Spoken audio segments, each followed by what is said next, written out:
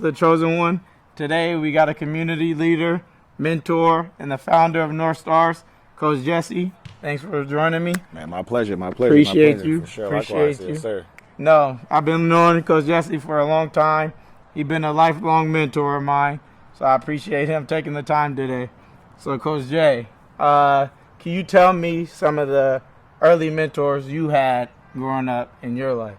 Well, first, I'm a first-generation immigrant, so when I came to the States, I was 10 years old. I played soccer my whole life until I was in 8th grade. I picked up a basketball, kind of playing around with it, and then freshman year, I grew tall, so I started playing basketball. And before 6th grade year, I met David Jackson. His name is OG1. You guys know him as DJ OG1. He's my first official mentor in the States. He started a program called Gang Peace. He's the only person that came out to North Portland to actually tap in with us youth out here, because it was untapped territory back in the days. Nobody came to the North at all. It was like frowned upon to come to the North. Too many gang violences, too many gang wars between North and Northeast at those times. So he decided to bring Gang Peace to us over here. We could not make it to Northeast because of the situation I just expressed about the gang violence situation. So that was my first official mentor, was OG1. And then when I started picking up the basketball, my second mentor was Gary Smith. He taught me how to play basketball at the community center, which was a rec. Now, back then, now it's called, what is it called now? Charles Jordan Community Center. Yeah. Back in my day, it's called the rec. So we used to have this little old gym that was going to just ball out from sun up to sundown, you know what I'm saying? And freshman year, I played freshman to start the season, ended up playing JV mid-season.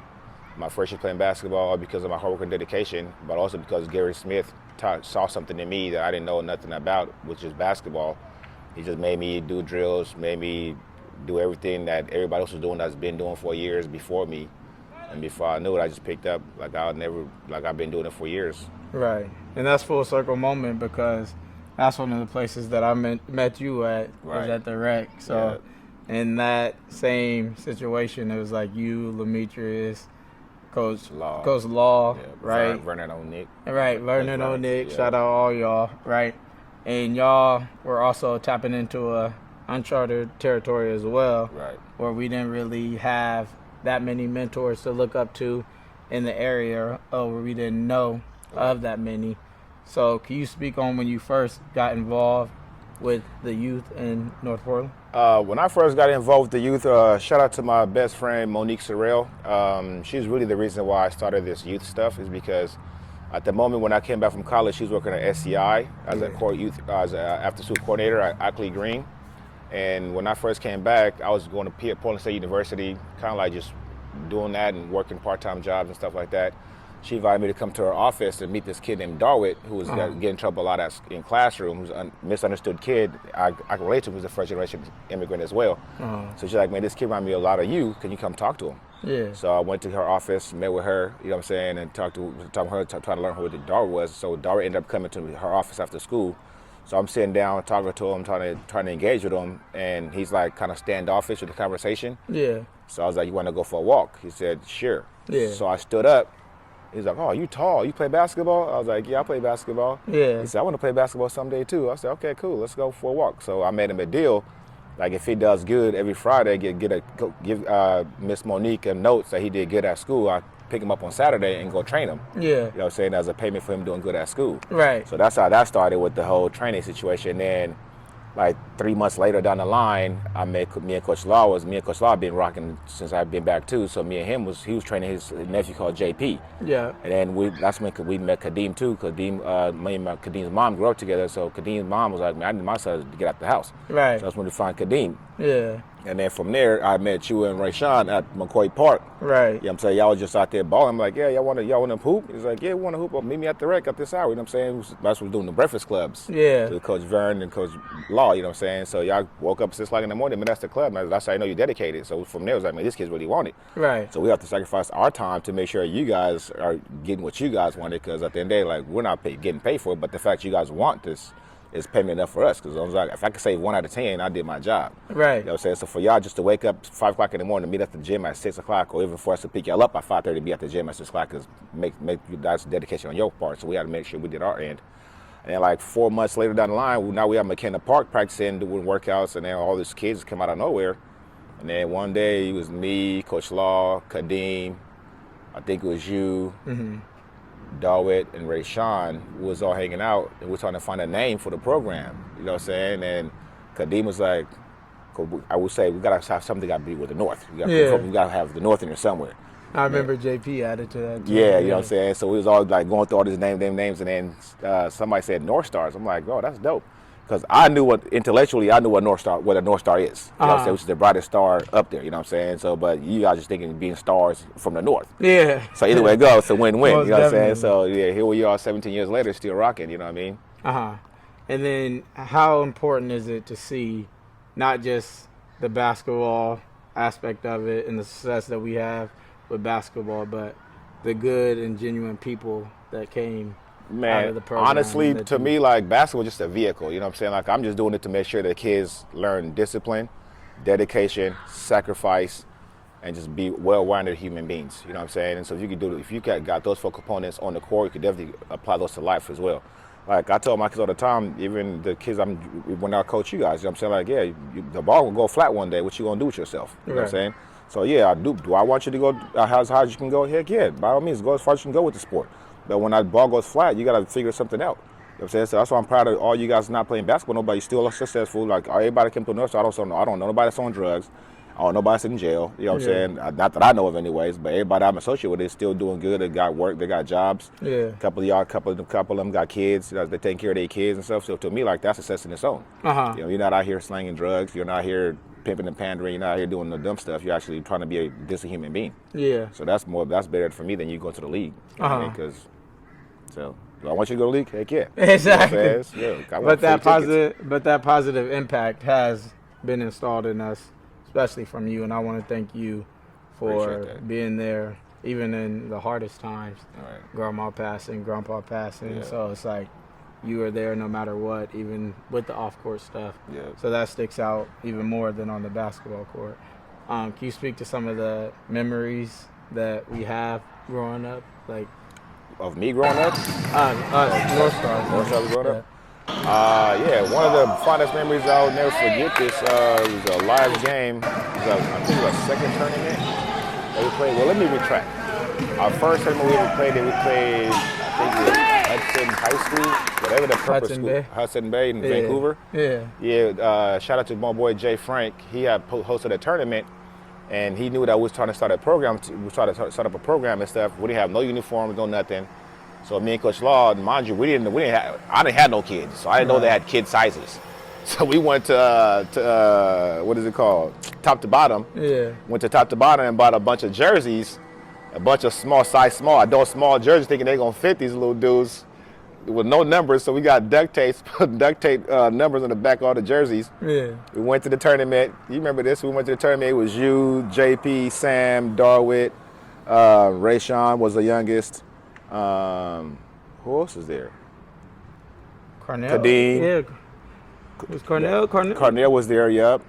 Yeah, I think that was the only we had when we first started, yeah. So it was them two, that was y'all, and then, so we got duct tape numbers, so we get laughed at and stuff, you know what I'm saying, but we ended up smacking cats. Ronald was there too. Oh yeah, Ronald. That's what I was forgetting. Ronald. How did I forget Ronald? My bad, Ronald. Don't kill me, bro. But so we had duct tape numbers on our back. Cats laughing at us, but we came out there and balled out, held our own. And then the very next day, we had a tournament. Now, the very next tournament, we played at Jeff. And this is the funniest story ever, which is actually a real-ass story, too, because my boy Ronald, speaking of Ronald, this dude is a freak athlete. If y'all don't know Ronald, he's a freak of nature athlete. Like, if he put the work in, he kind of went somewhere for sure. But long story short, my boy Ronald blocks a shot, saves it from going out of bounds, takes off. I think it was you or Kadeem, or one of y'all give him an outlet pass. He misses it, chips a layup. He's mad about chipping a layup and falls on the ground, flops like a dead fish. You know what I'm saying?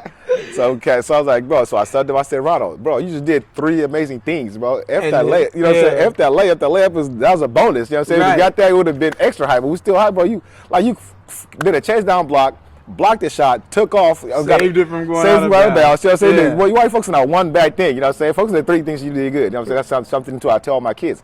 Like, don't focus on what's going bad. Focus on what's going good. Right. Because the more you focus on what's going bad, the less chance you're gonna notice what's going good. The less chances of blessings you're gonna miss. You know what I'm saying? 100%. Because the more you focus on what's going wrong in your life, the less chance you got to see what's going good in your life. Right. So same thing on the court. You know what I'm saying? So what if you missed that layup? Get your butt back on defense and make up for it. You know what I'm saying? And that is a huge life lesson because that's what we live by Facts. now. Yeah. You know?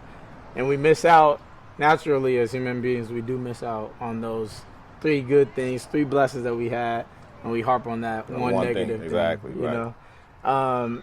What kept you going with the Northstars? You know, because everything else started to die off, you know? Honestly, for me, like, my real reason why I kept it going, because the way I was brought up. For you guys don't know, I'm from Angola, West Africa. I grew up in a family of hosting missionaries. So my grandparents always had people come stay with us. I was visiting the country, whatever, whatnot. So I was taught to give. You know what I'm saying? I was never taught to take. I was always taught to give. Whatever I can give to make society better, to make everybody better, I would do it. You know what I'm saying? So for me, it was you guys. You know what I'm saying? I had to give back to you guys because I ain't got no money to give you. Yeah. But I got time, I got knowledge, I got experience, you know what I'm saying? So if I can share that with you so make sure you don't make the same mistake I made at the age that you were at, that's the bonus, you know what I'm saying? So for me, that's what kept me going, because it's like I'm seeing you guys, I see myself in you guys at the age you guys are at, and I didn't have that really growing up like that, you know what I'm saying? Somebody that was hands-on 24/7. Yeah. You know I mean, like OG1 was the closest thing I had to that, but OG1 was here doing gang peace, but then he was a phone call away for sure. But I made a point to make sure that I was impactful and on purpose, you know what I'm saying? Right. That's why I always came to y'all's classroom. That's why I always came to y'all's school, make sure that y'all was doing what you're supposed to be doing, make sure I tapped with the principals and all that stuff to make sure they knew who I was. So when I came in there, they'll know I'm some stranger. You know what I'm saying? So I try to be very intentional about what I do, you know what I'm saying? Like, I think that's the reason why Northstarz still here, because a lot of programs, like you said, done came and left, you know what I'm saying? Like for me, like, and I feel like most of those programs did it because they had a kid in the program that they were trying to get ready. You know what I'm saying? After the kid got old, they kind of just faded away from it. Yeah. Like me, when I had you guys, I didn't have no kids. You know what I'm saying? I had a grandpa like 3 years after me and Northstarz started. You know what I'm saying? So my passion was never for my son. You know what I'm saying? My passion was really for the community, to make sure the community got uplifted and you guys did better than we did, including your own parents. You know what I'm saying? As long as you did better than us, we win it. You know what I'm saying? So that's what keep me going today. Is now I got my son in the program. So I do ride his ass because that's my son. You know what I'm saying? So now that we back at it, so I'm probably got like another 10 good years left for me if I'm not coaching the wheelchair. I ain't coaching the wheelchair. With all them gray hairs now. Hey, man, at 55 of them from him. Now speaking on fatherhood, what do you hope to get and install in your son? Honestly, to be 100% same values my grandparents and my parents have taught me. You know what I'm saying? Respect others as you want to be respected. Value life for the moment that it's in, you know what I'm saying, and dream bigger than you could imagine, you know what I'm saying, and work harder than you can, you know what I'm saying, because at the end of the day, if you do those components, success is inevitable. Yeah. You know what I'm saying, but when you fall short of when you start to cheat corners and cut corners, not meant to cut corners and cheat system, that's when you end up falling off, you know what I'm saying, because you're going to lose focus on what your sight is. So kind of like I tell my kids, sometimes you have to have tunnel vision, you know what I'm saying, like, my focus is here. This is where I want to go. Yeah. I hear you over here. I hear you over here, but this is what I want to do. Right. So if this over here is not aligning with where I'm trying to go, I'm not deviating off where my track. Right. And I'm saying that because that's what I did growing up. You know what I'm saying? Like I knew what my vision was, but a lot of outside noise influenced me to do things that's not out of my norm. So that's why I kind of keep him a little more sheltered, but also let him go do him. But also give him the game that my mom and dad couldn't give me because they're not from here. Yeah. You know what I'm saying? My mom and dad gave me the game from home, which is the reason why I'm the person I am today. But at the same time, as a first generation immigrant trying to fit into American society and still hold my values at home was a struggle for me growing up. Right. But with him, he ain't got to worry about that because he's born and raised here. Right. You know what I'm saying? His dad was raised here, you know what I'm saying? So I could know the system here and give him the values from back home and teach him how to navigate through the American system. Right. So. No, that's tough. What advice would you give to your younger self? Man, F everybody, bro. Just focus on you. You know what I'm saying? Listen to your mom and dad, man. They got the best advice for you. They know you more than anybody else do. You know what I'm saying? Like, stop trying things that you know are not right to your heart. Because I did a lot of things I knew in my heart that was not true to me. But I did it just because I was around the environment of people I was around. You know what I'm saying? So it's like that kind of slowed me down to my success. Yeah. But yeah, so now if I can go back to, I'll say, 19 when I first went to college. Yeah. Yeah, that's what I tell myself. That's tough. Yeah, because I did it.